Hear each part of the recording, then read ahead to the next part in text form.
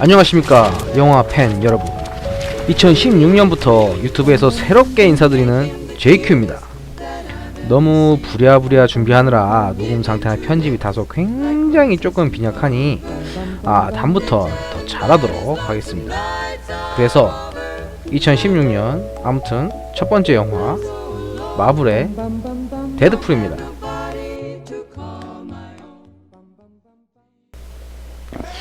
몇 년 전인가요? 그 영화 제작 전부터 테스트 영상으로 잠깐 주목을 받았고 팬들로부터 많은 기대와 칭찬을 받았습니다. 뭐지? 데드풀이 나오는 건가? 뭐야 이거 팬이 만든 거야? 목소리가 라이언 레이놀즈 맞는 것 같은데? 와 저대로만 나오면 대박인데 하면서 팬들을 열광적으로 몰아넣었죠. 근데 지금은 그 테스트 영상을 볼 수는 없어요. 폭스에서 삭제시켰습니다. 아마도 영화가 개봉했으니 제대로 만든 걸 보라는 생각일 수도 있겠죠. 뭐 따로 한번 보고 싶으신 분은 유튜브 말고 다른 포털 사이트에서 데드풀 테스트 영상이라고 검색하시면 아마 찾아보실 수 있을 거예요. 이렇게 큰 기대를 갖고 있다가 잊혀질 무렵에 데드풀 제작이 확정이 됐고 드디어 보고 왔는데 재밌습니다.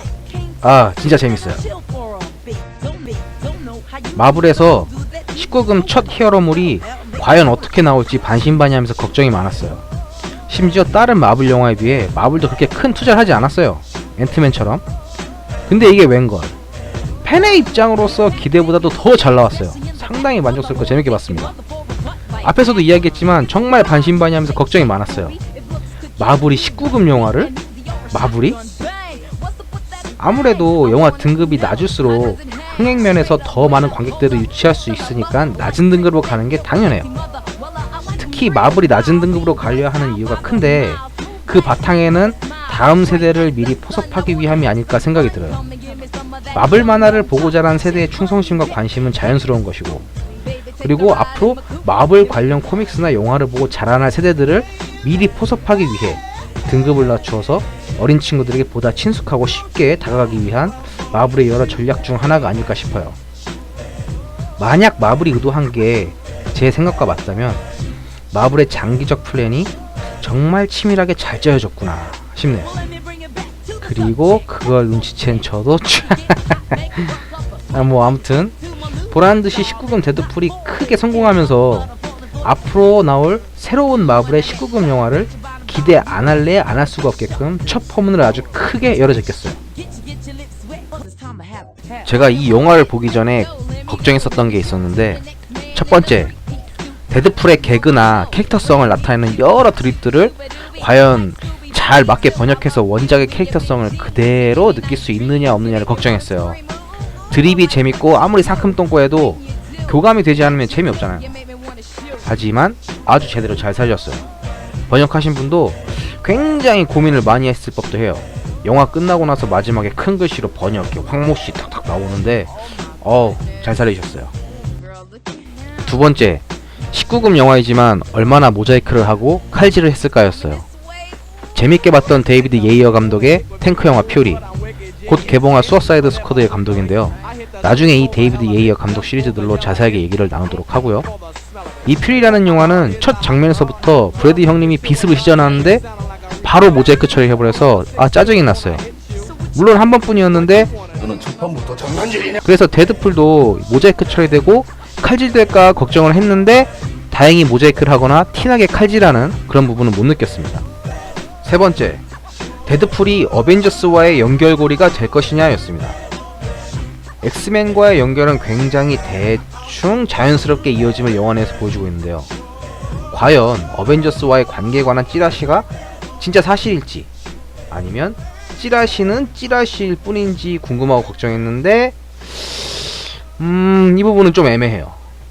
개인적으로 좀 더 명확하게 영화 내에서 어벤져스와 데드풀의 연결고리, 이건 마블만의 소리를 내줄 줄 알았는데 영화 내에서 솔직히 좀 애매해요. 어벤져스와의 관계가 있진 않은데 그렇다고 아예 영화 내에서 데드풀이 언급을 안 한 것도 아니고 좀 애매해서 좀 두고 봐야 될 것 같아요.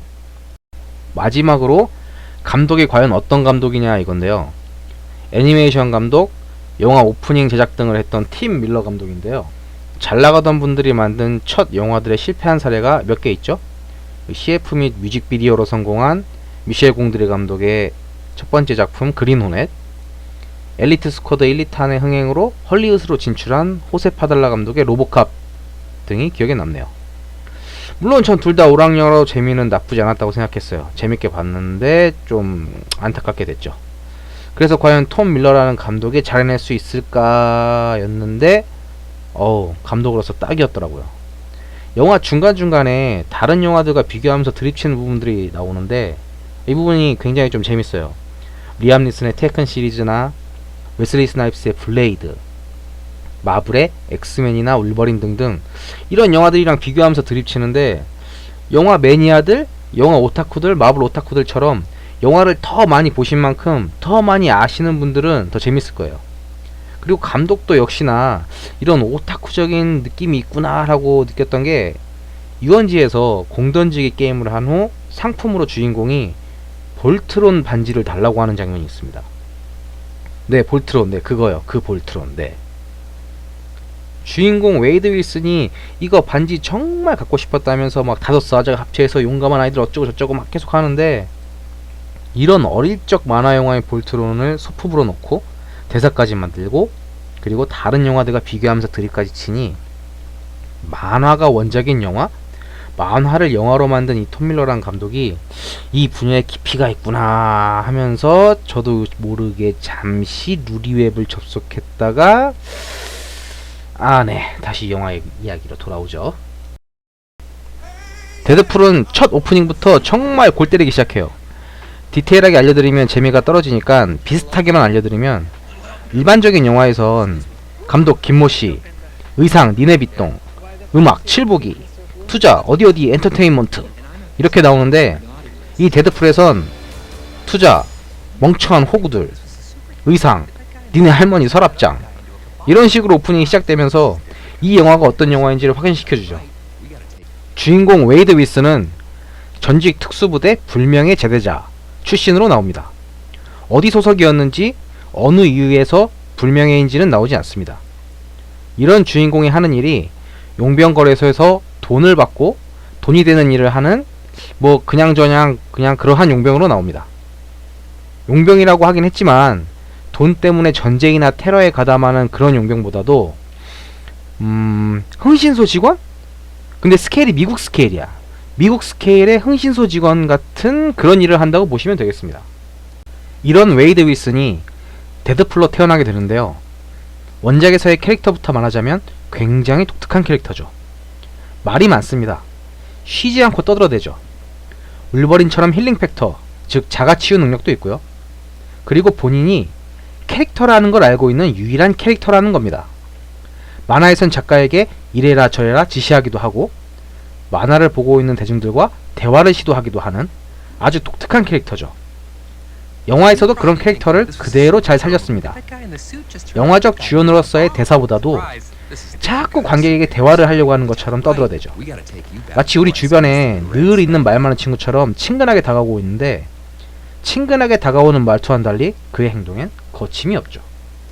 19금 등급답게 각종 욕설과 폭력 그리고 색드립이 난무합니다. 하지만 그렇다고 해서 분위기가 무겁거나 어두운 건 절대 아니에요. 오히려 굉장히 유쾌합니다. 잔인하고 유쾌하다. 이게 가장 어울릴 것 같아요. 이런 분위기 속에서도 기억에 남는 대사가 하나 있었는데 사랑하는 여인을 쳐다보며 암을 치료하기로 결심을 하면서 이런 말을 합니다. 암이 힘든 건 내가 힘들어서가 아니라 내가 사랑하는 주위 사람들을 힘들게 해서 더 슬프다 라고 하는데 참 마음에 와닿더라고요. 물론 이런 슬픈 장면이 절대로 5초 이상 이어지진 않습니다. 슬퍼지려고 할 때마다 정말 웃긴 드립이 예기치 못하게 빵빵 터져서 절대적으로 이 영화는 관객들이 이 영화의 정체성에서 벗어나는 걸 용납하지 않고 있습니다. 지금 누구 허락받고 슬퍼지려고 하냐 지금? 나 데드풀이야. 마치 이러는 것 같았어요.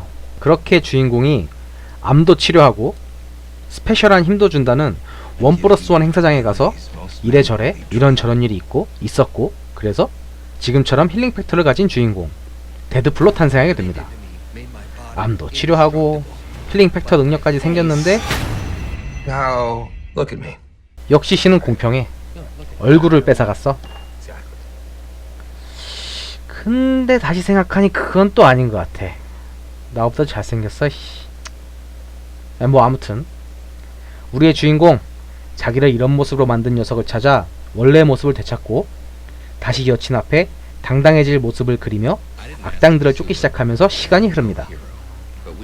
악당을 찾는 과정에서 폭력은 필수이며 이런 필수 요건들이 방송을 통해 퍼지게 되죠.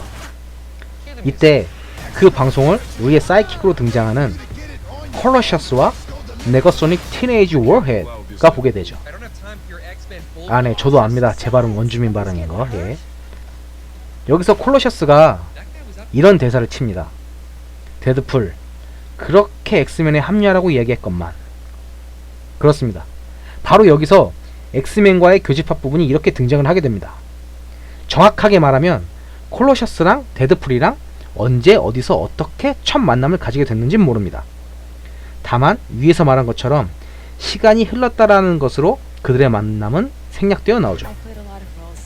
이렇게 합류한 동료들과 친분을 쌓으려는 시간도 없이 여친님마저 악당에게 붙잡히게 되며 최후의 통첩을 날린 악당 무리에게 향하는 데드풀. 엑스맨과의 관계도 결정지어야 되고 여친도 구해야 되고 원래의 모습을 되찾아야 되고 해피엔딩도 바라고 할 게 많고 말도 많은 우리의 주인공 데드풀. 과연 데드풀 그 결말은 어떻게 될지. 어벤져스 같은 블록버스터 스케일, 캡틴 아메리카 같은 정치적 스릴러의 긴장감, 아이언맨의 최첨단 하이 슈퍼 테크놀로지는 개뿔 이런 거 하나도 없어. 대신 시종일관 웃음꽃이 가득 펼쳐지며 피 튀기는 재미로 꽉 차있는 데드풀.